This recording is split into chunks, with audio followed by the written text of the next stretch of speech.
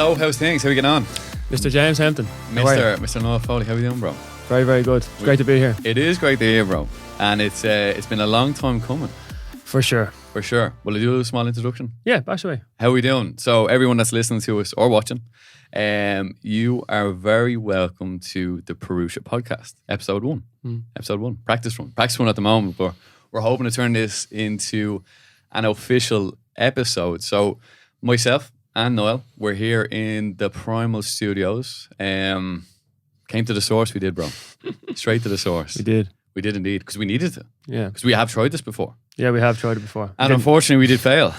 Unfortunately, but I think that's the whole part of getting better at anything in life is that you're going to fail. Yes. And then you're going to succeed, hopefully, at some stage. But you have to keep on failing to get there. But it's great to have someone that's further down the road that's, going where we want, who's gone where we're going to go. Exactly. And you have that to fall into and you get Exactly. that expertise and stuff, and which that's what we've done. 100%. Like we talked about on the car journey coming over here, man. Yeah. You go to the person that's expert at what they do because you want to get better. Exactly. And then of course, if you're going to the person that knows all about it, how else is it going to go? Yeah, you're going to drag the information that they have into your own and exactly. then you create from that. But the great thing is, man, when people come to you, even like, because you're a trainer, I'm a trainer as well, people come to you, they're looking for your knowledge. They seek something in you for them, you know what I mean? Yeah. And it works, it's a mutual agreement, it works both ways. 100%. You've done something that they are looking to do. Yeah. And then they're like, oh, why would I not go to the source of someone who's felt the feelings that I'm looking to feel, or has pushed through the boundaries that are currently blocking me from getting in shape, or for whatever you're trying to go 100%, for. man. 100%. Could be anything, yeah. But it's great to actually find someone that's passionate in what they do as well, man. Yeah. And that has an interest, and basically it's their livelihood. Yes. It's all they do, man. It's all they do. So this is why we're now here in the Primal Studios. I think you were the man that instigated it, though. Yeah, for sure. Yeah, it's been something that we've both, for a long time. I've been avid on getting a podcast up and running, getting it going. There's a lot I have to talk about that I think needs to be said. Yeah. But it's not going to be dogmatic. It's going to be very fluid. Just you, bro. No, two. Don't leave me out, bro. But it's going to be, as I said, very fluid. We're going to talk about many different aspects. Not going to be just one thing. 100%. What we've set up with the lads and with our new group, Purusha, it is fluid. There's many aspects to it. There's 5 pillars that we talk about all the time, which we'll talk about as well as we go on. Yeah. But it's getting people, especially in Ireland, more open-minded, getting people to look at new ideas, to feel comfortable doing things that maybe society looks at as maybe a little strange or a little weird or a little unorthodox. Yeah. And it's getting that normalised instead of what we have currently normalised, which I feel is not making many people happy. Which is almost a broken society, man. In a way, that's the way it feels, probably. In a lot of ways, yes. Sadly, it is. Yeah. It feels like we're trying to create something missing. There is, man. There's definitely something missing. What we're trying to cultivate as well is people have more awareness in their lives, which is huge. Yeah, well, that's the big thing. That's the big thing. Yeah, because as we say all the time, awareness is a form of intelligence. So, like when you go to, say, for example, when you're in school and you're memorizing tests and doing all these different things, people think that's intelligence. Yeah. But intelligence there's many aspects to it. Like if you can be very intelligent, but you could have no self-awareness. You can't understand your own emotions. You might not understand other people, and you could be taken for granted. You could 100%. Be taken for a whirlwind, taken for a spin, and not fully understand things. Yeah, and get in your own way. Cause trouble for yourself without even noticing. Yeah. So it's like that's intelligence as well. Being able to manage yourself. If you're someone that gets very, very nervous and you can't manage it, that's going to hold you back no matter how smart you are. 100%, so man. We're trying to find ways of making people, especially men who we work with, confident so that they get out of their own way and they can then achieve their full potential in any aspect they want to do. It could be fitness, it could be their business endeavors, it could be they want to be an entrepreneur, they're sick of their job, they want to try something new, they've no confidence, or it could be even asking a girl out. It could be all of these different things. We're trying to instill principles and habits into them that go into all of it. Like we said before, bro, it's almost like a rite of passage. Yeah, it is. And that's exactly we just feel we're trying to create something that's not here. All right, because the way we've talked about it before, man, the way we see it, man, is like, especially guys our own age, we're about 24, 25, say 25, 26. Yes. And it's like, we love sports. We've kind of fallen out of the sporting scene, though. We have. Nights out really aren't for us. And there's kind of just 2 teams. It's either you're with a sports team or you go out drinking on the weekend. That's literally, there's no middle. So it's here and it's here, man. It's two polar opposites. 2 polar opposites, right? Yeah. And there's this middle ground that is the biggest part of the pitch. Yeah. And there's no one there. It's and like we want to create that gateway. We want to create that gateway for people to come in and experience something different. It doesn't have to be all about... You don't have to identify with one camp. You know what I mean? And that's what kind of happens. Not at all, man. People are like, right, well, if I like going out and all my mates party, if I don't do that, all the time. Now I don't fit in with the lads. I fit in with the girls. And man, there's many people out there. And I was one for a period of time. I was going out. I was like, I don't even fucking like doing this. You know what I mean? This is not serving me in any way, shape, or form. No. And by cultivating awareness in my own life, I kind of figured out a path of what suits you. What am I going to create here? What do you want? Because I actually need to create something because it's not here already. Exactly. And we talked about this so much. I keep referring back to previous conversations. But even when you lived away from home, man, the whole time we talked about was finding a community. We want to find something. We want to find something we're looking for. Where is it? Yeah. We need people around us that are similar like ourselves. Yeah. There was nothing there. No. So we're like, okay. Do you know what I find? I find there's a lot of people in the same boat in Ireland, right? Where it's like a lot of individuals who are going on their own paths. Who is, you know, it's not the normal path. So it's like they almost feel isolated and they feel like... They're like an outsider. Yeah, there's no one there that can understand what they're trying to do. They're like an outsider. So it's like we're trying to cultivate something that's like we can pull all of these pockets of people from wherever they are and bring them to one place. Even if it's just for one weekend, you know, one, like say a 2-hour class that we do on a Saturday. Even if it's just that, just giving them some that, look, you're not alone. Like we have the same kind of thoughts you have. And we're starting, man, it's very fresh on the scene. We've only started the group class 4 or 5 sessions in. Yeah, 4 sessions. It's 4 sessions, so it's brand new, right? It's brand new. But you're starting to see people draw into us already, man. We're having people coming from all over, like not all over, I mean, but like places that we wouldn't have expected, you know, like different or even in our towns, own area that are popping up, man, which is so refreshing. You're like meeting people and you're around them and you're like, you have similar interests, man. It is the best feeling ever. It is. Because you're having real conversations. They're just being who they are. They're not showing up and acting a certain way. And the way we've kind of constructed the class as well, man, is that like, the old phrase, leave the shoes at the door, man. There's no ego involved here, man. That's the key. Play strips away the ego. Breathwork strips away the ego. Getting in the cold water, there are no egos there. No. There's no egos there, man. No. So everyone is just who they are. This is who I am. Yeah. And it's so refreshing, man. It's very raw, isn't it? It's like, very real. And do you know what it is, man? Lads are vulnerable. It's very much real. It's real. It's real, man. Yeah, it's real. Yeah. So like the thing with like sports teams I find is everyone's the same. Everyone's very similar. They all have this very similar interest. They keep each other in line as well. You know what I mean? Like if you say if I there's no harm in that, man. I'm not saying there is, but it's very collective. You want to very collective. Have your own identity, man. Who are you as a person? What are your interests? Show me what you're really about. Who are you? Exactly. Who are you, man? Who are you? Don't hide behind the brand or the logo or whatever it may be, man. Whatever it is. Whatever it is. The persona that you want. And then that happens in teams, man, because of the collective mentality that's there. So I used to play a lot of football when I was younger. Yeah. As you know, I used to play on farm and places like that. And it was great. I loved it as a kid. But as I started getting older, I started to realize like if you have beliefs or ideas or, you know, a different way of doing things, it gets rejected by the collective if it's not what they do, you know, it's not what they're into. Yeah. So I ended up turning to golf just because I just didn't like the football scene. It was very political and certain things.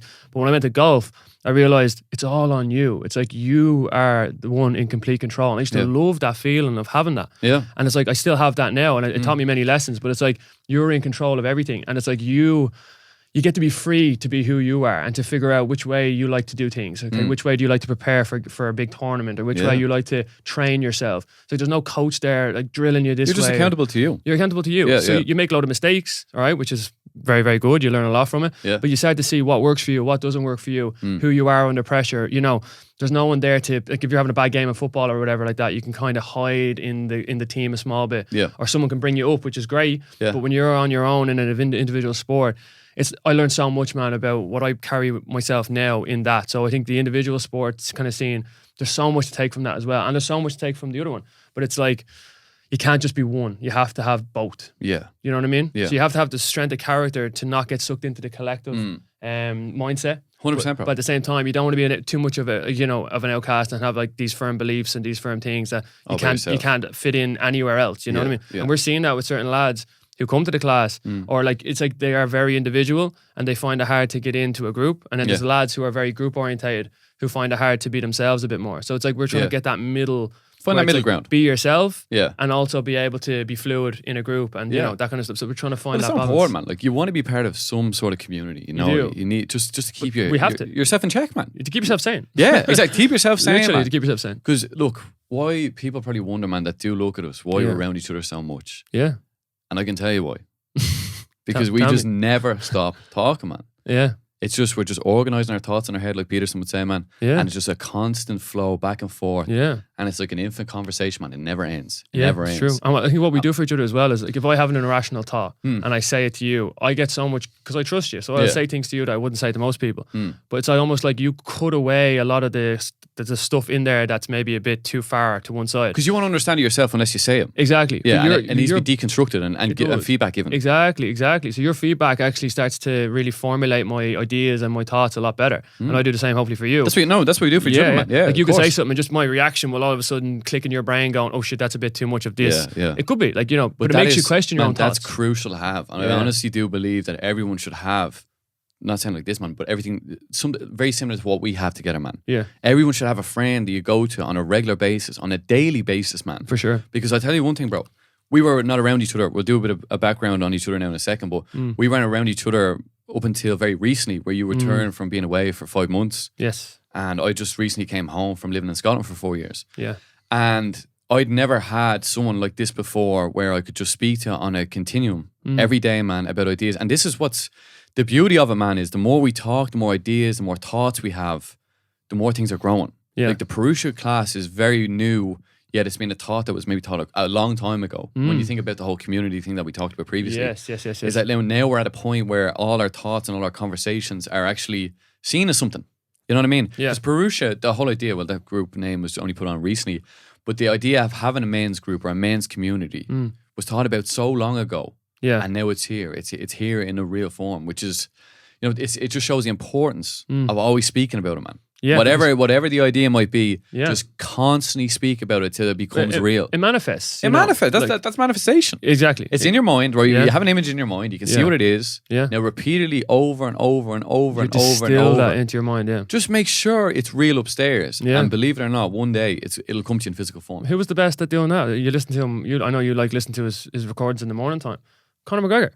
Oh man, like, you can. McGregor if you watch McGregor 6-7 years ago, man. Talk about a man that knew everything about visualization, about feeling emotion attached to that man. It is incredible. It's insane. That's why I love him so much, bro. Like, people I only focus on when he was coming up, man. Yeah. See, that's the thing. People tend to focus on who he's become now. Yeah. But look, if you watch him coming disengage up, from that. Take the good stuff from it. So take the first the 5 years when he was with Ido Portal and he was doing the movement and he was so fluid in everything he did. Even before that, man. Even before that, man. He had a lot of self-belief. And I think as a fighter, you need to, man. You have to, Jesus Christ. Yeah. You're in there in a cage or a ring, whatever it may be, on your own, man. Yeah. You have to believe in you, bro. Oh, yeah. You're the only one in And there. I think it can go either way, you know what I mean? But when you're coming up like that, man, Jesus Christ. But to see him like that, man, it's incredible. It is. How much belief he had, how he literally, he was so in depth in his visualization, man. Yeah. It's a great practice to have. I wish I'd cultivated more in my own life. Well, the great thing that we just learned recently is that your brain doesn't know the difference between a thought and actual physical reality.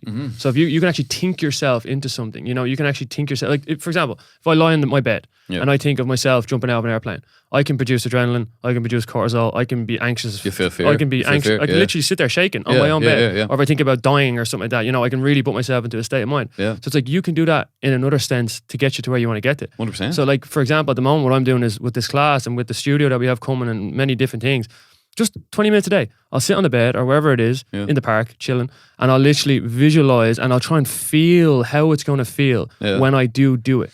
And it's like, it sounds mad. And when you do it at the start, you're like, this is stupid. Like, this isn't going to work. I feel like a twat. I'm sitting here on the bleeding park bench dreaming about whatever I want to achieve. It's like, it doesn't make any, logically it doesn't make any sense. No. But if you think about how your mind works and how your subconscious mind works, so 5% of your conscious mind is what you live through most days.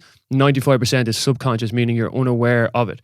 So if you're unaware of all your beliefs and your perceptions and all this kind of stuff, they're controlling you most of the day. Exactly. So if you can't actually, so when you start to visualize, what you're actually doing is you're plugging into your subconscious mind new ways of thinking, new programs, new habits. Yeah. Because what is a habit? A habit is something that you just repeat over and over. It becomes automatic, and now your mind or your brain, your body does it automatically. Yeah. So for example, you learned how to walk when you were 2 or 3. You never think about it again. It just happens. So there's a lot of benefits to it, but there's also negatives to it, because if you're somebody like myself who was negative when they were younger, say when they played sport or they talked themselves down or had a very inner critic that wasn't very helpful, that's going to then lead into everything else you do, because that inner critic or that program, that unconscious program is going to take over. He's run the program. So when you do visualization, what you're doing is you're getting into your programs and you're saying, okay, how can I override some of these negative behaviors, or even just become aware of them? Yeah. Because when you become aware of something, you can see, like, that's why journaling is so good. You're writing it down or you're thinking about it. You're like, why do I have these thoughts? I can't do this. I can't do that. Why can't I do it?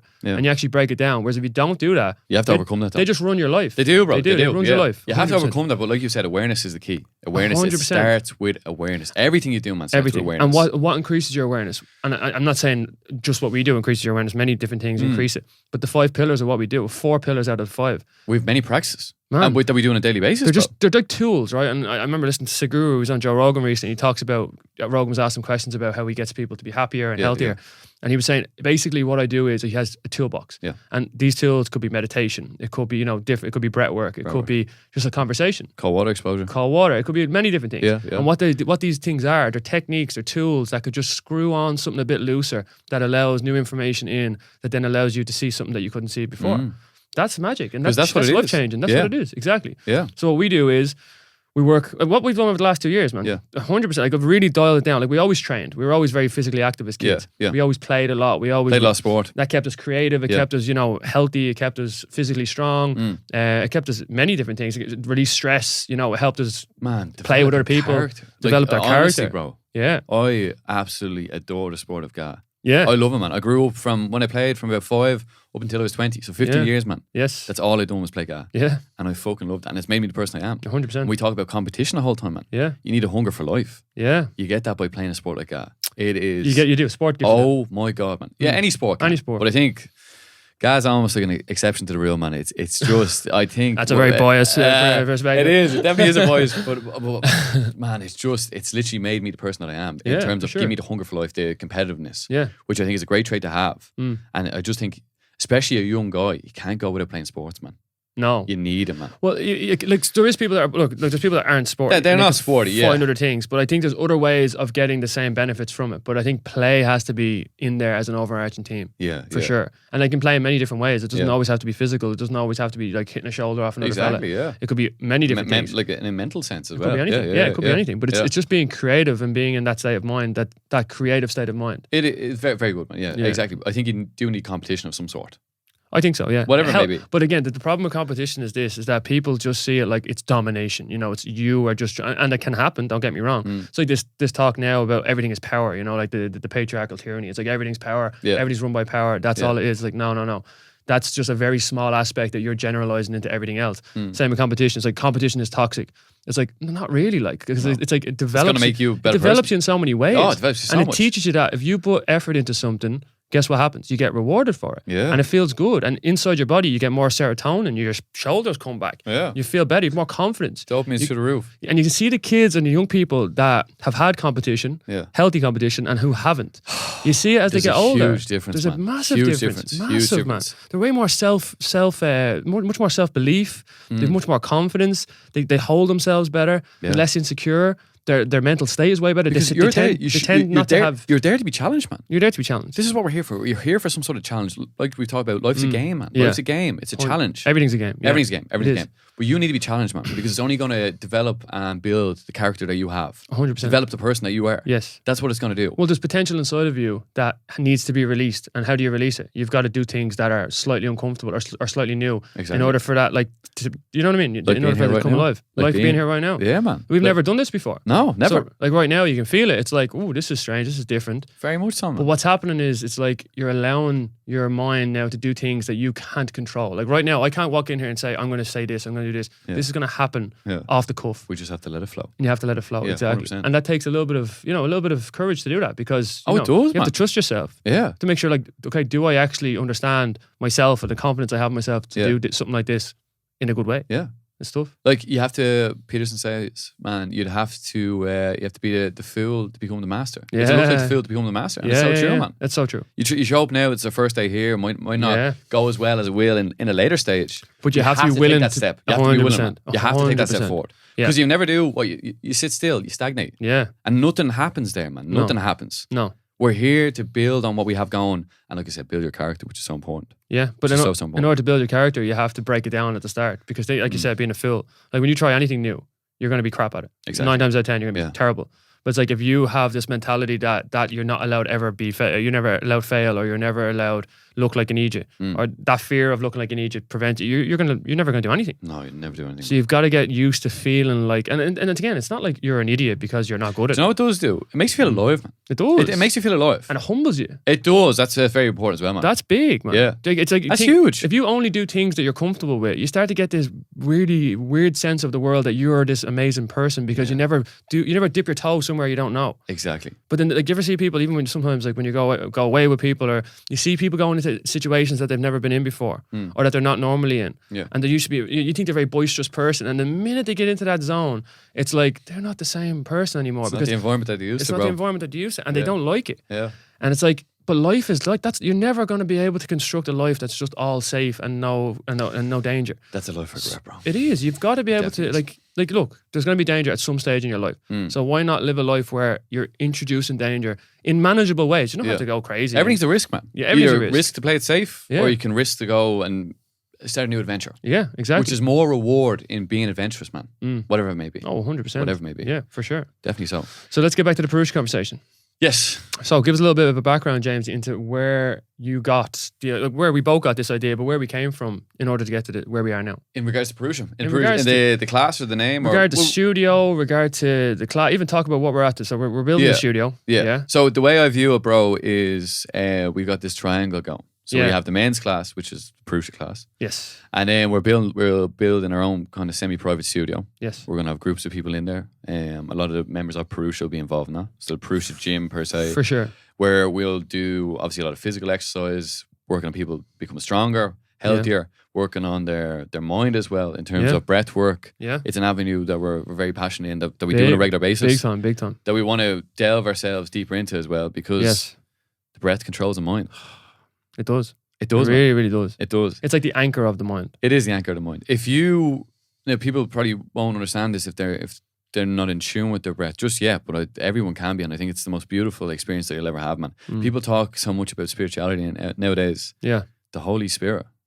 When you said that to me recently, bro. The Holy Spirit, what is it? It's the breath. It's the breath. That's the life spirit, yeah. And this is crazy because I've been going to, like, I'm not a believer in God, bro. No. But I've been going to mass for years, and you hear about the Holy Spirit, you hear this now. Yeah. I never. It's all out of context. It's completely out of context. Like, you could ask the priest, probably. He couldn't even tell you what it is as well. He probably wouldn't, no. Because he's been indoctrinated by three generations ago. It's just a repeated program of what he's been told the whole time. Yeah. So we really want to incorporate that into our training style as well, because we do it ourselves. The practice that we do it in the class as well. Yeah. And it's a key fundamental of what we have going. Yeah. Like I said. Well, we talk about confidence. It's like, what gives you more confidence, being able to control yourself when you're in an aroused state? Like, so for example, you're nervous before a big game, or you're getting in the water, or, you're doing something uncomfortable. Yeah. Like, this should be taught in schools, but like, you can control your nervous system through your breath. Yes. It's unbelievable. Yourself down, man. 6 to 8 breaths, doing it properly. You can literally, like, you could be in a fight or flight state, about to go bleeding mad and panic, have a panic attack, have an anxiety attack, or just get very nervous, whatever. Yeah. And you can bring that right down and get right back to the present moment just through your breath alone. Exactly. And it's like, we need to, like, I do all the time now. I used to never do it. Like, anytime I feel angry or anxious or twitchy or in any way just a bit off, 6 breaths. Yeah. I'll go 4 seconds through the nose and 6 seconds out through the mouth. Yeah. And that will just bring my sympathetic nervous system right back down into that parasympathetic. And I'm just like, I'm rest and digest now. Like, a minute ago, I would have reacted to something. Yeah. And now all of a sudden, it's like, I'm not reacting to anything. I've got it gives you much more control over yourself, man. Power. Yeah. 100%. But people should know that you have that control in you. But people don't. They don't. But I'm saying that you do have that control. Everyone has got that control. You are the CEO of your own mind and of your own body. And if you can really, like, it's easy to say that. I can say that. Yeah. But I can still go out there and react straight away to one thing. Yeah. So it's like, you have to practice this. Like, so you have to understand it conceptually that you are the boss. You're in control. Yeah. But then you have to go out in the real world and actually test it, and it's fun. It's actually like a game. It is a game. It's like, can you keep yourself calm in situations that most people don't? Yeah, especially when people are reacting to you as when people are reacting, man. Yeah, or they're coming on you in a strong sense. You feel their energy. It might be somewhat off. You can. You have to, like you said, it's like a game. How am I going to control the situation? Exactly. Because of what controlling your breath, or being in tune with your breath, or meditation, or breath work, or whatever it may be, you become more emotionally intelligent. Yes. So you're more empathetic to people. You do. Your tonality or your voice, you know how to construct conversation. You're more aware of what's going on. When someone comes towards you, maybe in an aggressive sense, how am I going to manage this situation? That's it. It's brilliant, man. And you can detach from things as well. You can. Like Sadhguru says in that clip with Joe Rogan, man, when if someone came up to him and he's shouting in his face and he's all angry, and Sadhguru just... Yeah. It's just zen. Just saying. Don't feed it even more, you know? You're not giving any fuel to it. That's Where it. if someone approaches you and they're all aggressive and you're like back up in their face, there you go. The fireworks going to go off. It is. But you just... Yeah. Look, it's all about having peace of mind or peace from mind. Yeah. As Val Ravikant would say, man. Yeah. You want to have that peace from your mind. You do. You want to just be still. But what that also does, because when you understand that you're not your mind, it gives you more confidence in who you are. Yes, that's true. What happens. That's true. You're not as identified. Because a lot of reason I think people walk around quite anxious and maybe everything else that goes on, because the world we live in, man, it's highly strung with stress. Oh, yeah. When you have confidence in who you are, there's much more stability there because you're stable in who you are. You won't actually understand. Feet on the ground. Feet on the ground. But if you're being told you're this, you're that, you're looking at your phone day and night and you're seeing all these influences back and forth, you never know who you really are. Something you said there, man, was very good. And that's a good question I've been asking myself is who are you? Because if you're letting other people tell you who you are, and this is 99% of the population, just the way we've been conditioned and programmed, it's like you are being told by your family, you're being told by your culture, you're being told by your school, by your upbringing, by everything who you are. So you never know who you are. And you're always trying to please people. You're like, well, my family want me to be like this, but then the school says this is normal. Yeah. My friends are talking like this. And this is why people are so, they're so disengaged from themselves. Yeah. They don't know who they are. They don't know what they like. They don't know what they want to do. They don't know how to control themselves. The best example of this, man. They're pulled apart. They're just pulled everywhere. Pulled everywhere. And they actually don't, like you said, man, it's how can you not know who you are? But this is what happens when you become more aware. You actually figure out this is who I am. This is what I like. This is what I do. What I find is I think it's nearly impossible to find out who you actually are. Like at the very base of it. Like I don't think you'll ever understand who you are unless you take some exotic substance. But I think what you do find is what you are not. So what it does is it almost gets rid of all the weeds around all the clutter. So you used to think that you were this type of personality or that you liked this, but then you start to break it down and you're like, well, no, I only like that because my friends liked it and I wanted to kind of be part of that. Man, do you know what I mean? Yeah, definitely so, bro. So definitely I think with the meditation and with the breath work, what it starts to do is you start to get more of an awareness of yourself, what you actually are, what you like, what you don't like, who you like to be around. You said a minute ago, energy. When you feel an energy, that's huge, man. Like, because some people are around people all day long. All right, this could be a very happy person, but the people they surround themselves with are bringing them down constantly, and they're not aware of it. So bring them down. I've met people like that. They're lovely in terms people. Of an energy sense as well. Energy sense. You're dragging someone down. Because it's different. I'm starting to understand a bit more better now, man. Yeah. Maybe it's by cultivating more awareness into my life, or actually just by being around yourself and having the group. You're starting to understand energy more on a much bigger level, like a vibration. Like vibrational sense. Vibration someone's on. Sense. Yeah, the frequency someone's on. Frequency, because there's the level of consciousness, man. Yes, that's what it is. You've got these levels of vibrations, which is basically how we all operate. And it's like if you can get yourself onto a certain vibration, you can change your whole reality. Like the highest one is enlightenment, and then below that you've got love, you've got unconditional gratitude, love, and then it just drops down. It keeps on going down. And remember we said it as well. It's like the reason why we love what we do is because confidence is right bang in the middle. So it's almost like confidence is the foundation. It's the foundation for the higher frequencies, and then underneath confidence. So if you're not confident, you're never going to push yourself into those. How are you ever going to get there? You're not going. But that's where the confidence comes from, is by cultivating awareness, by having awareness in your life. Exactly. Then you're going to become more confident in who you are. If you're not confident, because you actually know who you are. Like you said, you clear away all that clutter. Because if you're not confident, you're always going to be down at the lower frequencies because you're never going to have that power to be, like inner power to be able to It's like a foundation of a house, man. Yeah, it is. You have to have confidence. You have to know who you are first. Yeah, and then you can start transcending up the levels. Exactly, and it's weird as well. The way we live now is that like people think of self-confidence almost as a negative. Like they really do. Like if someone walks around, I'm not saying walking around throwing shapes. I'm just mean walking around being assured. Yeah, being not insecure, having a stable energy. Like I always call it in Carl Jung, the king archetype, where it's like you're not boisterous, you're not like, you don't have to show off who you are. You just people are around, man. I love it. I'm starting to be around more and more people, even yourself, bro. That's why I love being around you, because you're confident. Yeah.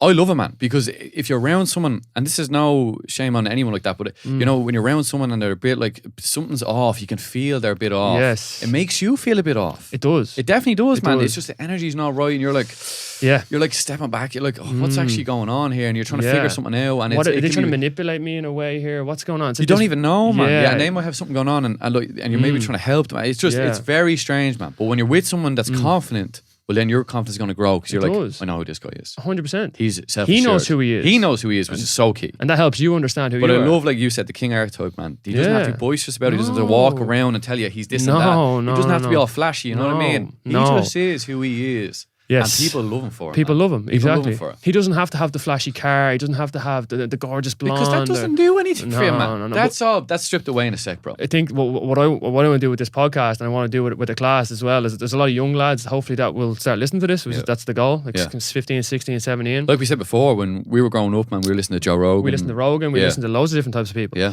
And that helped us understand as well. Like, okay, so I always had a feeling like that materialism, you know, that kind of like, I used to think people that were very confident, that was confidence. But then I started to realize, no, they're masking their insecurities with all this other stuff. So I want to say, like, you see young lads now, it's like trying to get it across to them. It's like confidence is not having like more things or, you know, or being aggressive. Oh, that's a confident guy. It's like, no, that's a sign actually he's not confident. He's probably anxious.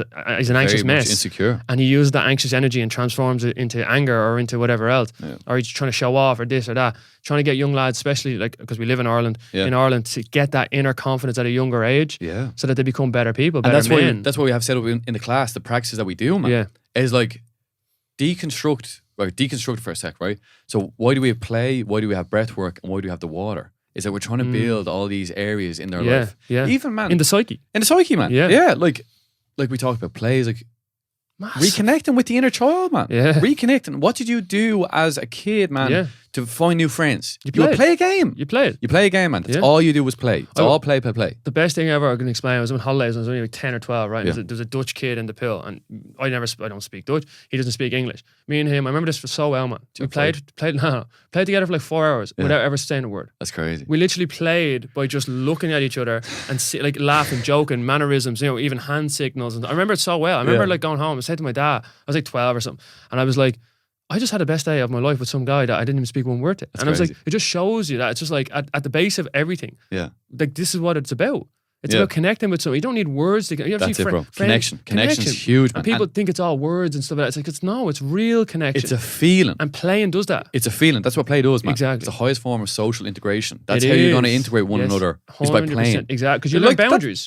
There's the example, like you said. Yeah. Didn't have to talk. Just play it. And felt that connection. Exactly. And what play does is it teaches you when you're going too far, when you're, you know, it teaches, that's the theory thing about competition and play when it's in a good way. Yeah. Is that it doesn't get to the end of anything. It stays in that lovely sphere. Yeah. Do you know, remember Pearson talked about as well was the rats? The rats, yeah. Do you remember the rat study? That was great, man. Yeah. So it's like if a big rat just dominates all these little rats, what will start to happen is the little rats won't play with him anymore. Yeah. And now all of a sudden he doesn't get the play that he craves, and all the little rats are just like, see you later, they're going to have their own game. Yeah. And it's like the bully in school, you know, the bully in school comes in and he thinks the big dog, but he scares everyone away. And no one wants to be friends with him. No one wants to be friends with him. Yeah. So it's like play teaches you so much about like having fairness, having discipline, you know, letting everyone else have a go as well. And in a competitive sense as well. In a competitive sense, yeah. And we even said it recently, right? So when you're younger, I for sure was a toxic, competitive kind of person. Yeah. Just the way I was the way I was. Yeah. I've never learned anything different, but I learned so much from that. Because now when I play with people, I love losing. Like if someone does something cool and beats me, I'm like, that is class. Yeah. It's amazing. And I don't have this. It's a great lesson to learn is to lose as well, it's man. amazing. And that's the best thing kind of about playing in terms of maybe the game that we're playing. Yeah. Say for instance, we talk about handball. Yeah, we play handball in class. Yeah. It's for the fun of it. No one's a handball player, so it's not like anyone's spectacular. Exactly. But it's great. You have the playful competitiveness and even the game, shoulder taps game, man. Where you're becoming aggressive in a playful sense. Exactly. In a very controlled way as well, man. And 100%. It's a beautiful balance, man. That's what we're really seeking. Is just a balance and a flow. And what's the best part of the play aspect to it is that you are out of your own mind just for, if it's 5 minutes, 10 minutes. Because I look at lads that come in and they could have great jobs, you know, they could be an accountant or they could be, you know, an engineer, they could be whatever. It's like you are in your mind all day long. You're never out of it. So the minute, they have to be as well. They have to be. No, it's not their fault. No, I'm not saying it's their fault, but I'm saying when you were a kid, man, you played every day. Yeah. You had an hour a day or you had 20 minutes, 30 minutes a day. Why is that gone when you're an adult? They should be there. It's crazy. I'm not saying go to a bleeding playground and play, but do something how that's playful. How good does it feel? Like we see lads, we feel ourselves, man. 100%. We feel ourselves when we're there. 100%. We feel ourselves.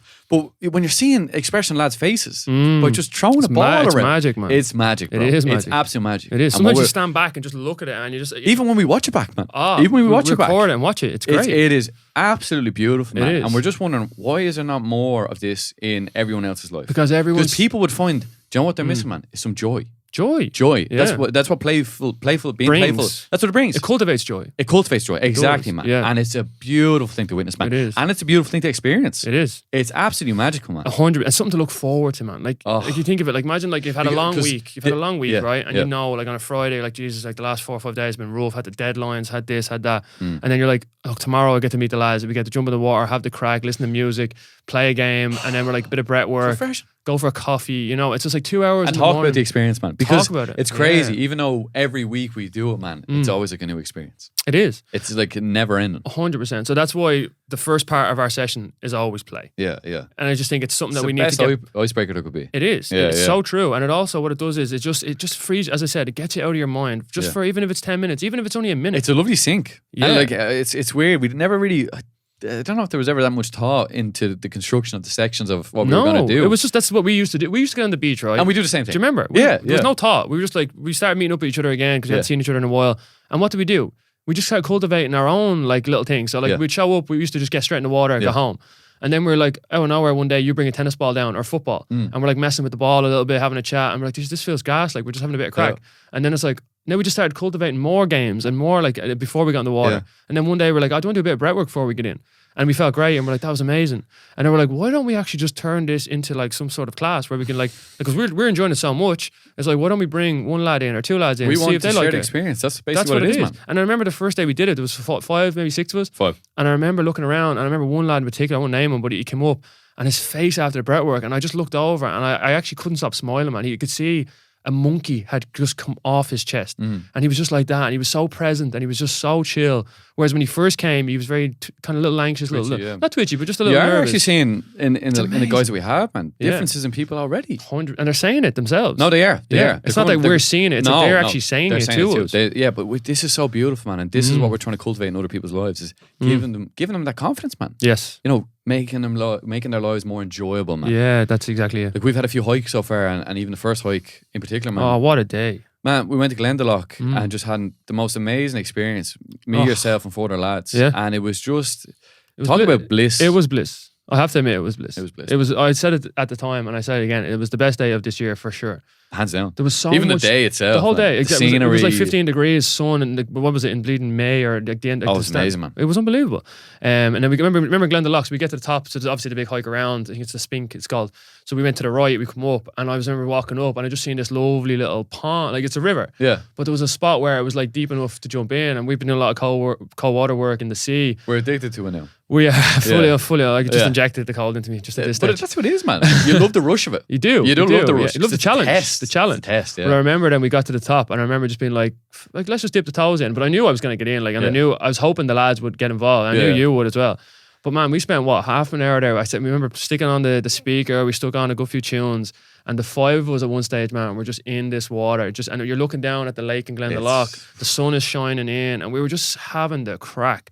And I was just like, this is what I've been seeking for so long. It's heaven. It's heaven. It's heaven on earth. Honestly, heaven is here already, man. When you're with your friends like that, man, and you're in the water, and you're looking out onto the scenery, looking down at Glendalough. Felt like being a kid again. That's the feeling I felt. Yeah, very much so. It really did. Very much so. We were laughing, we're taking the piss. There's people walking past, like giving us That's a high, bro. It was a high. I was a high for a week. Natural high. Natural high. A natural high. For sure. Definitely. It was amazing, man. And then the hike to finish then after, up over the mountain, having a bit of lunch on the top. It's so refreshing. I actually encourage anyone out there, man, just grab yourself 4 other friends and go on a hike. Just go. You'll have a great day, man. You will. You'll have a great day. You get to talk to one another like you don't normally speak. And the whole concept that you came away with as well, man, is like you're not actually looking anyone in the face when you're walking. When you're hiking behind each other. So it's like you're talking out into the open and not seeing anyone's expression. So it actually frees you up to say things you would normally not say. Because you're not looking at them for like validation of what you're saying or maybe seeing how they react to it, man. And that is amazing, man. It is amazing. That's a great way to clear your mind. Where do you get that in normal society? You go to the pub, but it's like that's not going to happen. Come on, you've got music, you've got different dynamics, you've got drink involved, you've got people all trying to like act hard or whatever they're trying to do. Even if they're not trying to act hard, but just they're trying to be boisterous, they're trying to outdo each other, one-upmanship. Yeah. When you're walking in the woods in nature, it's like it just settles everything down, and then you're walking behind somebody, and you're all communicating. So you could kind of hang back with one lad, and you're saying your thoughts out loud to somebody who's not looking. So I'm looking at the back of you as you're walking. Yeah. And then you're saying your own reaction back, and it's like it's just this magic dynamic that's going on that you don't get anywhere else. You don't get it anywhere else. You really don't. You're like, You need the setting for it. Or you need the environment for it. You do. That day was just ideal for it, man. Yeah, you do. For it. I think, man, I went again for 2 hikes last week. It was just, I can't stop doing it. Yeah. But what it's doing is, it's like when you're in nature like that and you're out of society, it's like you just start to really understand how peaceful things could be in your life day to day. But when you're not in it, you just completely forget. It's like, when you're not that healthy for a long time, you forget what it felt like to be healthy. Yes. Your body habituates to how you feel now. Yeah. Same thing with the stress and same thing with being outside of nature. So you're in an office all day and you do that for 5 years or whatever it is, and you don't go on a hike or you don't go to the park or you don't go to the beach. You just forget how good you could possibly feel by cultivating that more in your life. So that's like another pillar that we bring in, is like reconnecting to being outside. In nature. Like we do all the time. We do it every day. We go to the park, we throw up the rings, we take off our shoes, feet on the grass. How good does it feel? It feels amazing. You're connecting to the source. You're connecting to what it is, man. Yeah, you really are. You literally are. And I think what's happening now is, what we're trying to do is, we're just trying to normalize all this again. Because it is normal. I'm telling you, people like walk by you, right? And they see you on a ring swinging out of a tree, and they're probably like, what are they up to? Like, but if you actually break it down, it's like, what are you up to? You're walking around with a coffee bitching with someone walking in the park. And that's you think that's normal. And being judgmental about it as well, man. You're walking around judging everything and moaning and giving out. We're over there outside our own head playing music with no clothes on, pretty much, bar a t-shirt and shorts. Yeah. And we're just swinging around. Take t-shirt off. Swinging around having a laugh. Yeah. Do you know what I mean? Yeah. And we're looked at as the weird ones, and I'm just like, I don't know, lads. I think you could be the weird ones in my mind. Disconnection, man. There is. In what we're living in at the moment. There is, man. There's no connection with play. No. There's no connection with nature. There's no connection with your mind and yourself. There's no connection with the mind. There's no connection even with your friends. And then there's exactly. And then there's one other thing there. And it becomes more disconnected, man, with just the societal norms that we have. Yeah. Oh, it all centers, the hub of our socialization is the pub. Yeah. What the fuck, man? Sorry. What is going on, Cut man? that out, Dan. Don't cut that out, Dan. Don't cut that out. What is going on, man? Because nothing happens there. There's no honest conversation there. No one's going to open up, and if they are, they need to be under the influence, man. I've never struggled with my mental health, right? But there was a time for about a year when the only lads I hung around with, all they would do is, you wouldn't see them during the week. They'd be working, they'd be playing PlayStation during the week, whatever. Just stupid shit, right? I didn't have the awareness to understand myself a bit more and what I actually liked, and I would just kind of go with the flow. Yeah. And like, they're waiting for Friday and Saturday to go to the pub, to get absolutely smashed, to then end up in a club, barely able to stand up, walking around. Like they might do a bit of sniff on the bleeding toilet to keep them going. There's no conversation. There's nothing happening. And I'm like, I'm waiting all week for this. I'm like, what is going on? Like, you're waiting all week for Purusha. Do you know what I mean? But not even that. But like, because I was a trainer, right? So I didn't work 9 to 5. I had loads of time off during the week because it's just the way my hours work. Yeah. So I had all this time. So like during the week, I would go off on my own because there'd be no one around. Yeah. I'd go off to the park, or I'd go do this or that, or I'd go into town or whatever. Yeah. But I was on my own a lot. Yeah. And that was key, because what happened was I started to figure out, it was like, what are we doing? Like, I don't see my friends during the week, and when I see them, it's crap. Yeah. So I'm like, I need to find something else. And in Ireland, man, what I found was there wasn't anything there. Because I used to play a lot of sport, and I didn't want to get back in, as we said earlier, about the collective mindset with sport. I wasn't on that buzz. I didn't want to have to go somewhere. You've gone through it. You want to I've gone through it, exactly. I've been on the sporting route. I love golf. I love football. I love all sport. Yeah. But it's like, I've done that. That part of me is gone now. So I'm like, what is it now? Like, there's something out there that I could go down. So I started doing a lot of reading. I started doing, a lot of podcasting. I started like... You went down the route of self-development. Self-development. I was like, look, there's more. I know there's more to me than what's currently going on. You use your competitive sense. Yeah, in a different way. A much different way, man. Yes, exactly. But look, this is where we're sitting here right now. 100%. And it's like, I want to be able to give that to somebody who's maybe in the similar position. Yeah. They're going to the pub, they're not enjoying it, they're not having a connection with their friends. They might be with a girl who it's not going right, and they don't know that there's something else there, and we're trying to create something else that gives them the opportunity then to, like what we're doing, go down a path of self-development. Like we said before, figure out what they want to do. Like we said before, man, it's going to be like a gateway. It's a gateway. We want it to be a gateway for people to come and that are on that self-development journey. Yeah. And come with us. Who want more from their life. Yes. Who want to, not this bullshit, man, because it's not it's not on, man. No. It really isn't. It's not serving you. It's not serving anyone. No. So wake up to it. Just wake up. Wake up to it. Yeah. And we're not saying we're like the first people to do it. We're probably not. We're probably not, We're right? definitely not. In our own sphere, we are, right? Because we don't know anyone outside of here, right? That has done it just yet. There probably is people, no doubt about it. No, there's a lot of people. There is. There's loads of people. What we're trying to say is, even lads our own age, we didn't see it before, and now this is what it is. We wanted to create this space. Yeah. Now we've created it, and we're just channeling all our energy into it, man. Yes. It's going because we can see where it can go. We can see what it can do for the people. potential is Look, man, we live in a society right now where we've never been as sick physically and mentally, like especially mentally. It's like, how many people do you know? You worked as a mental health nurse. How many people are depressed? Let's just use Ireland because we live here in Ireland. How many people have anxiety disorders? How many people are depressed? Like, I don't know the numbers, man. It's crazy. It's a lot. I can't tell you either, but it's a higher. You don't even know people. It's higher than it's ever been. Yeah, but even in our own circles, man, you'd know of people. You can see it, man. Yeah. People are not happy. So it's like, okay, so people are not happy, right? And I've been there before. I wasn't happy for a long time. Yeah.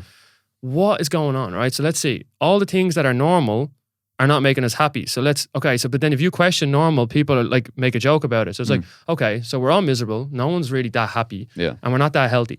Okay, let's try something new. What's he doing over there? He's doing meditation. It's like, okay, but why would I take your advice for it when you're not happy? It's like you don't go to a sick doctor. You don't go to an injured physio. Yeah. Do you know what I mean? So it's like, so I'm done with all that. It's like, I'm going to trust myself. I'm going to do things that make me feel good. Yeah. And if, like we did, we went to the beach, we started doing things, and all of a sudden we're like, man, I feel great. You do feel great. And you're like, yeah.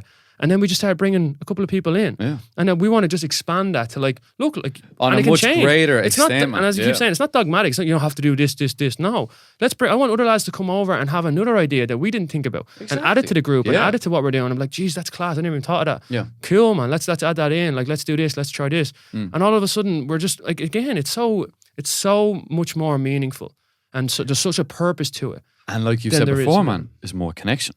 And connect. This is what we seek. We do seek to be connected to one another. We do seek it. Not on a falsity of just being in a certain way, like having the same Saturday night repeated over and over and over again. And you're like, no. There's nothing there, man. No, thank you, man. It's so brittle and weak, man. But in all honesty, what we've gone is a real thing. It is. I feel it. The lads feel it. Yeah. You feel it. We all feel it together, man. We do. It's real. Yeah. And that's why people crave that. We do. We all crave it. We all crave it, man. Yeah. But people aren't getting it. No. And that's what we're trying to do. So that's what Purusha is all about, pretty much. That's what it is. Where did we come up with the word Purusha? How did it come about? So myself and yourself, we were in Lisbon. Obviously, it was like 3 weeks ago. We're in Lisbon. Deer breakfast, I think it was called. 5 days in a row. 5 days in a row, yeah. If you ever go, you'll know why we were there 5 days in a row. Jesus Christ, what a place! It was amazing, man. It was amazing. But we're just at breakfast. Isn't it unbelievable? Like, it's actually pretty crazy that we were in such a beautiful spot with beautiful food, and we come up with a beautiful name. That's it. Well, not come up with a beautiful name. We found a beautiful name. It makes sense. You're in the right environment, and there you go. Subtle knowledge. All about environment, man. All about environment. But yeah, we choose Purusha, a Sanskrit word. Which we know now, but basically there's many different meanings. If you're Hindu, it could be many different things. Yeah. Basically, what Purusha actually is at its very essence is basically just like raw energy. It's like the quantum field. We would call it now in science. Cosmic awareness, as it said, or spirit. Spirit, like we want to call it like the Holy Spirit. It's what all the religions would have always called. Like in China, they call it Taoism or the Tao, the way. Buddhism call it the void. It's basically the unmanifested energy, right? And it's masculine, and also at the same time, there is elements to it of a higher self. Yes. Yeah. So it's like not living your life through your own self-image, but living your life through a more meaningful, it's almost higher like, version of it's yourself. almost like you're trying to chase the best version of you. Yeah. Maybe chase is the wrong word, but you're trying to get the best version of you is inside of you. And it's like, let's try and just construct our way there. And that's never going to end, though. That's the great. It's like infinite. It's infinite, man. It's never ending. You have to keep on getting better. Every day you wake up, you got a point to prove. And not in an obsessive way. No, it's in an enjoyable way. Enjoyable way, exactly, man. Exactly. You have the right approach to it, which is so key. Exactly. And you're using the right techniques and tools, and you've got the support and the people around you to help you do that. Yes. And that's what we're trying to cultivate. Exactly. And there's something about that, man, that just gives me so much. It just gives me so much energy. Oh, it does. Like it's just. I became a different person through the experience of being around one another, man, and these ideas that we have. I've just you wake up with a kick in your step. I do. Yeah, you really every do. day, man. I'm very much driven, but not just that, man. I feel amazing. I know. Because having purpose in life is everything. It is everything. You need to have purpose. I would say purpose over everything else, because even if you have a great relationship with no purpose, eventually it's going to seep into that relationship. Like your purpose has to be here, and everything else comes secondary. Exactly. To it. It doesn't mean you don't care about other things. It just what means is the reason why you're here? That's what I'm saying. Yeah. Because if that's solid, everything else, it's like integrated. Everything else then falls in line. The best thing you can do in life, man, is do things for other people. Yeah. That's what it is, man. 100%, the best thing you can do in life is do things not for yourself. No. Although look after yourself. Of course. Treat yourself well. Yeah. Care for yourself, love yourself. Yeah. You have to do that first. You do. And then when the cup's full, start sharing it out. For sure. Start sharing it everywhere, man. That's very true. Because the reward that you get by looking after other people is the most rewarding thing in life. It's the meaning of life. It's the meaning of life. I think so. It really is. No, it is. I believe that too. I really do. And I think as well as that, if you're somebody right now who's struggling, or you're not very happy, like you're struggling, it's something I found so much benefit from is just help somebody. Help someone else. It could be an animal. I remember over lockdown, so my ex-girlfriend Emma, she had a cat. And it was like, I never really connected with the cats. Like I was always into dogs, or I was never really into animals. Like you're never around cats. No, but because of lockdown, obviously spent a lot of time with her and spent a lot of time in the apartment where she lived. And I remember just looking after her cat, man. It was so much, I just loved it. It was so fun. Yeah. Just connecting with an animal, connecting with, you can connect with a person, it could be anything. Yeah. But just giving something, like making something else feel better. It's a lot of universe it just to feels, give. It just feels amazing. Yeah, it really does. Like, it really, really does. There's days where like you come up with a coffee from the bakery and bread, and I wouldn't have expected it. And I'm just like, I'm so grateful for it. Like, because in the past, man, that's good bread, that's why. It's very good bread. I'm Bioga's Break, shout out. I would never, think, the friends I had in the past, it was never going to happen. It would never even enter our awareness. But like, you were doing things like that. It's like a form of appreciation. It is. You're just like, that is amazing. Like, it's just something so simple. A coffee, a croissant, and some bread. And you're just like, but it's just, because of it was spontaneous and it wasn't expected. You know what it is, man? It feels good. It's just, you're taking someone else into consideration. Yeah, and that feels nice. That feels nice. Do you know what I mean? Because you know you're being thought about. Exactly. 100%. You know you're appreciated. You know that exactly. you know that person there actually enjoys being with you, and they want to do something nice to appreciate it. Exactly. That's what it is. Yeah. It's a form of appreciation. It is, man. And it's key, man. It's key. It's huge. And it's good to show that to like everyone in your life, man. The all important people that you have in your life. You know, always let them know you love them, or let them know you care about them. It's very important. Even saying the word, man. Yes. Even saying the word, or being physical with them, putting your arm around them, hugging them, whatever it may be, man. And this is the thing. Even with the group, even with the group, man, we always say, lads, come down, shake their hand. Yeah. Tap them on the shoulder. That was something. Well, maybe not tap them on the shoulder, but shake their hand. Start a game. But what do you just physical contact? Very, very important. Yeah, we need to get back to that, because I think over the last 2 years we've just, like, with the whole social isolation and everything, we've gone, like, people are terrified of each other. Like, they're terrified of strangers. They're terrified to even, they feel like they're a bad person if they touch your hand. And that comes down to this. That's a disconnection, man. No, it is. And I think, like, over lockdown, that's the reason I moved away to Spain. It was just like, I was just seeing things doing this, separating so much. I was like, this is getting, we're living in a mental asylum at this stage. Like, this is getting insane. So we're trying to, like, okay, there's been so much damage over the last 2 years psychologically to all of us. No matter how strong-minded you are, something has gone in there that's not good. Because you're told not to see anyone. But that's one thing. There's many reasons why it happened. There's a lot of fear in there. There's a lot of weird stuff going on with rules and government overreach, all this kind of stuff. Don't get into it too much. But anyway, what we're trying to do now is we're trying to patch it up in the best way we can. I'm not saying we're not going to be able to patch it up completely, Jesus Christ, but we can at least patch some of the things up. Because we've patched things up in our own psyche. Because think of it, that whole 2 years, man, that broke me in certain ways. That made me very stressed, made me very worried. It made me disconnected. Yeah. And I've had to patch that up myself to get myself back to being, actually more so, being who I am and enjoying life again. Yeah. So it's like, I'm going to use what I learned from that experience. Just, that's what we were talking about giving to people. That's what I want to give to people as best I can. Yeah. Because I know how good I feel now compared to how I felt a year and a half ago. So it's like, if I can get 1, 2, 3 other people. Because there's a lot of people, like you said, bro, like you patched it up, but there's a lot of people that may not have the tools to have patched it up. And that's, man, where does that lead to then? You don't patch that up. That patch gets bigger and bigger, and where do you go? That's the rest of your life. Well, think of it. That could be, potentially. Well, look, in my mind, I know this is kind of a pretty dark thing to say, but it goes right down to the end, man. And you look at the rates of suicide, look at the rates of this in Ireland, man, alcoholism, and look at the drug use now, man. I've gone out in Ireland since I came back. It's crazy, man. Everyone is off their chops, like, and it's like, what is going on? Like, I don't mean just off their chops. I mean they're gone. Yeah, like they're not there. Yeah. Like, there's so much drugs in their system. You're like, what is happening? And that's here? A big part, man. Like, we've discussed this many times before, man. We don't go out in Dublin anymore. I'm not saying we're better than it, not at all. No, like, you probably will see don't us enjoy out. it. Don't enjoy it. I don't enjoy talk. No, it's enjoyment. Exactly. Like, when you be, like, go back to awareness again, man. When you're around these situations, you're like, is this actually serve me? Not serve me, but am I actually, like you said, enjoying it? No, exactly. And if you're not, then why are you fucking there? Why are you doing it? And think of it, right? We're young people, we're young men, and there's a lot of people in our boat. We want to go out and socialise. It's not like I'm sitting there going, oh, I'm above that. Like, I love going out and listening to music and partying and meeting new people. And like, we're in Lisbon, we're in a hostel, and we're meeting all these different people from California and Miami. And they were just so much more open-minded, and they had themselves together a bit more. It was very refreshing, man. It was great not to talk about drugs, wasn't it? Like the only conversation I find in Ireland is just like, oh, what are you on? Oh, Jesus, what brand of latent coke do you have? It's just like, can we actually talk about something here? Like, it's baking powder as well. It's baking powder. When your jaw's doing that, it's definitely not what you think it is. Exactly, bro. But it's like, it's very sad though. It really is very sad. At the essence of it, man. It's very, very sad. It is. Is this what we're getting broken down to? Is we're trying to, like, as best we can, because we can't do everything. It's just patch it up a little bit. Just whoever's in. I'm not trying to, like, force anyone into it. It's like, we just want to be an outlet, so we're there. Yeah. And if you decide that whole world is not for you anymore, do you have a plan B? We've got a new world. Because most lads stay in that world because there's no plan B. Do you know what I mean? They're like, oh, well, if I don't do this, what do I do? I sit around my room and you know, in my own head going mad. It's awful, man. So it's like, no. Look, come down to Purusha. Come down on a Saturday. Yeah. We go on hikes every second Sunday. Yeah. We're going camping now in a couple of weeks. Yeah. You're welcome to come along. Let's go. Let's have a chat. Let's talk about things. And even if it's not just us, what I would say to other people out there is that if you're not living in Dublin and you want to set up your own thing, why not just get it going?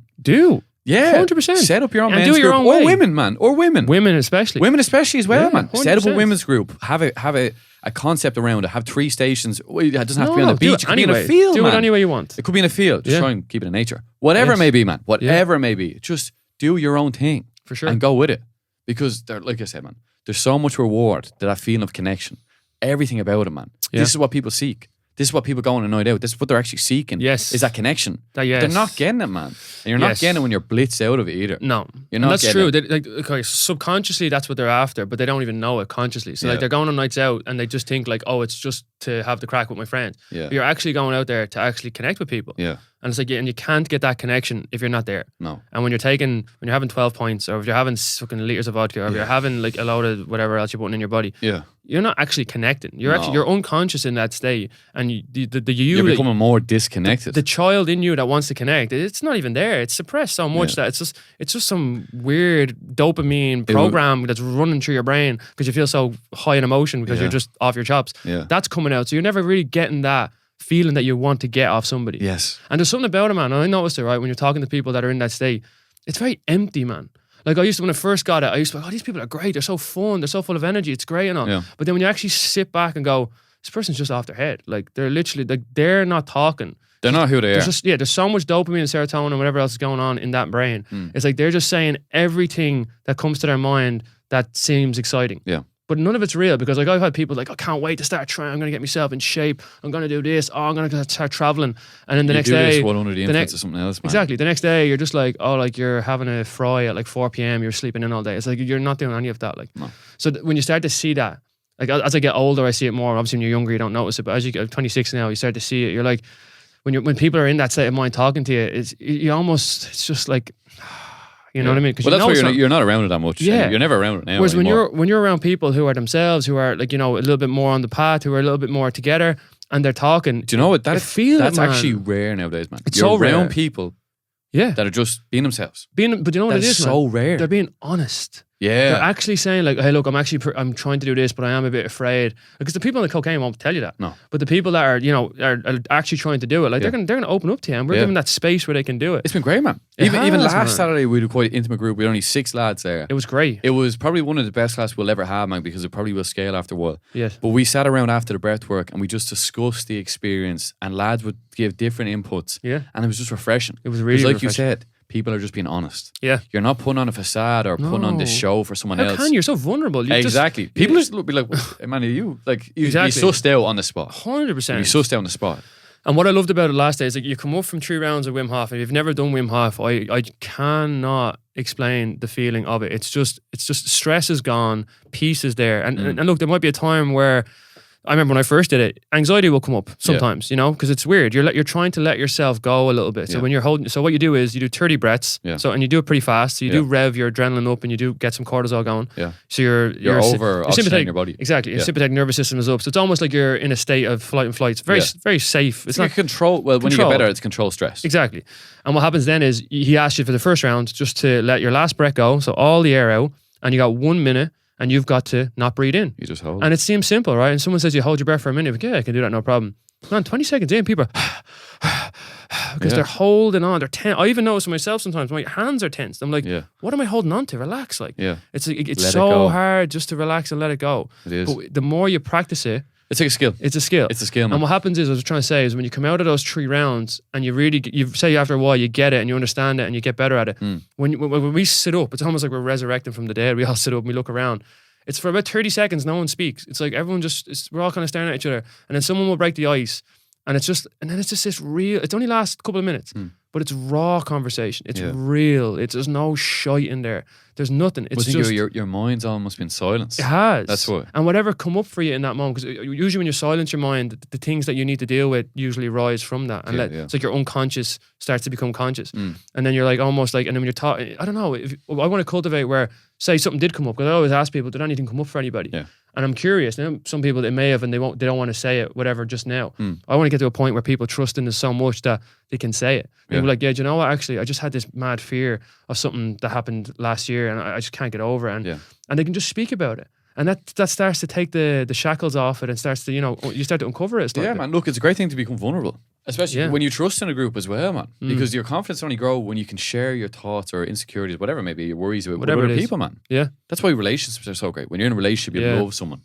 You're literally, you expose yourself, man. This is who I am. Yeah. I'll tell you everything about you, about me, because I love you so much and I trust in you. I know. That's a real relationship, That's a real relationship. But the bond and confidence, even relationship-wise, but in a friendship sense, man, it just becomes stronger. If I can come to you and have the confidence to tell you something that I know you're not going to judge me about, or go off and tell someone else, man. It's safe, it's safe space, man. Which is so key for people. All your boundaries are down. It's like all your weapons are offline, which is so important, because usually your weapons are up, because you don't want someone to take advantage of it. Because, for example, we're all vulnerable. Yeah. If I told you something intimate and I didn't trust you, and then you went around spreading that to other people, like, that's going to affect me in ways so deeply, you know? We'll be friends. Where does a friendship lie there? I know, but how many friendships does that happen in? Do you know what I mean?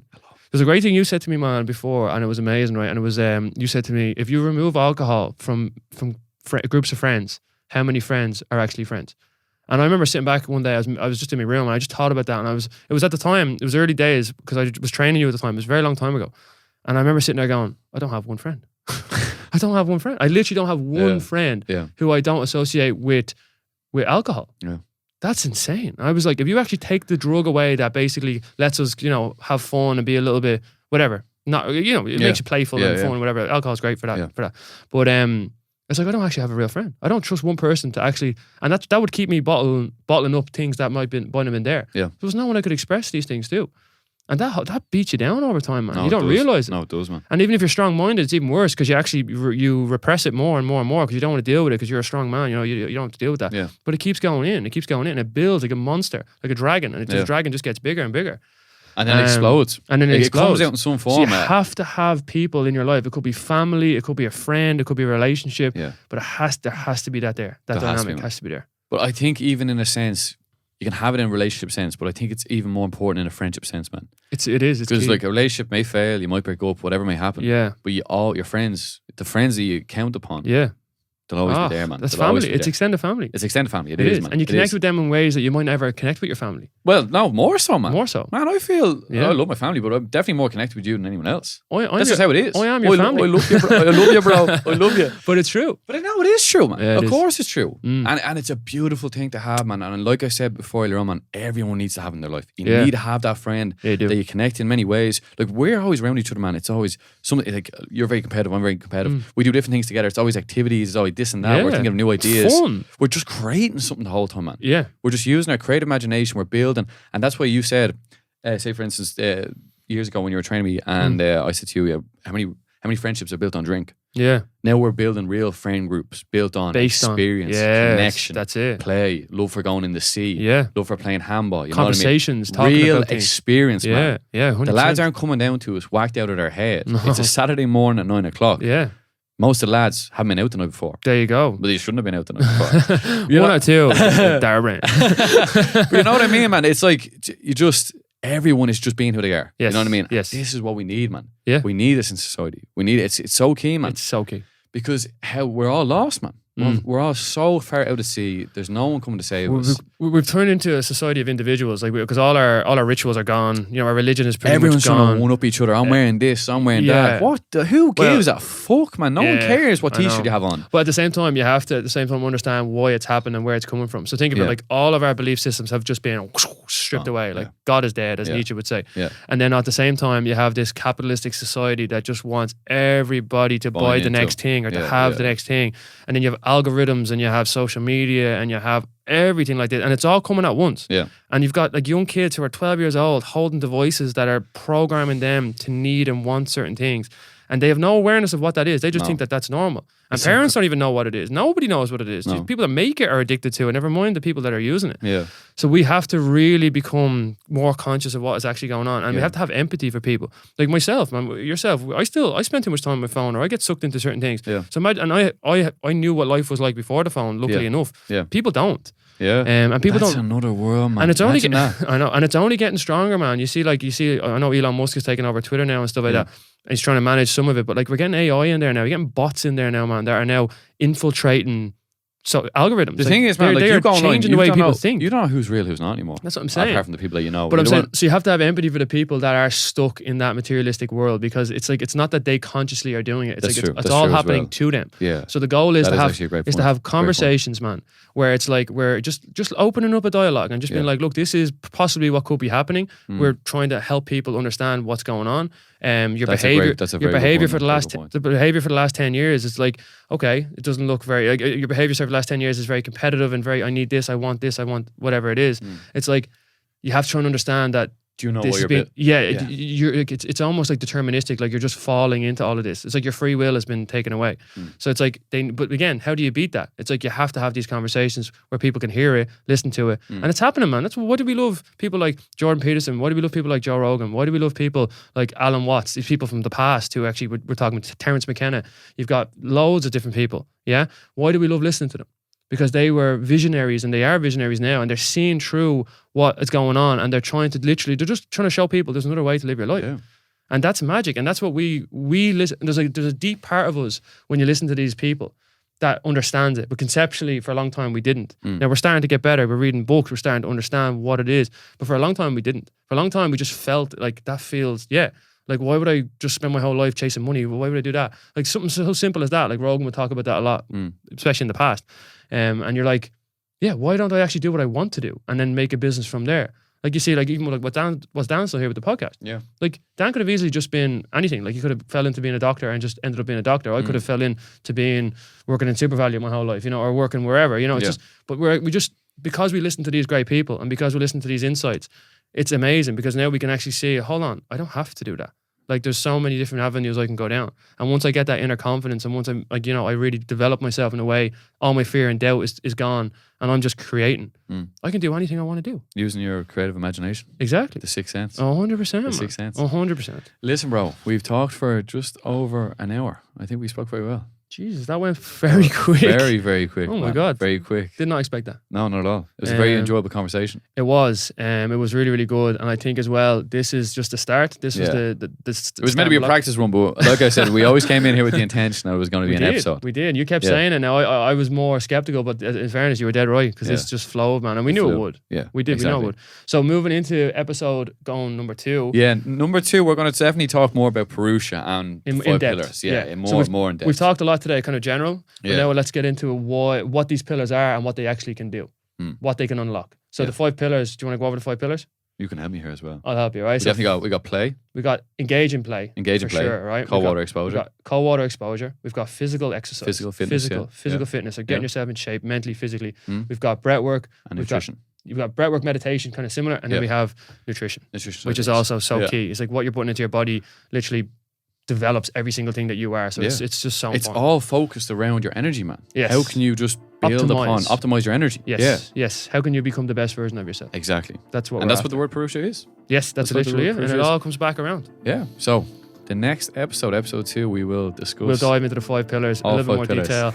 But for now, Mr. James. It's been a pleasure, bro. Really enjoyed that. First one. First of many. We failed before. A year ago, we done this. You got to fail to succeed. Yeah, you got to fail to succeed. If you're not willing to fail, you're not willing to succeed.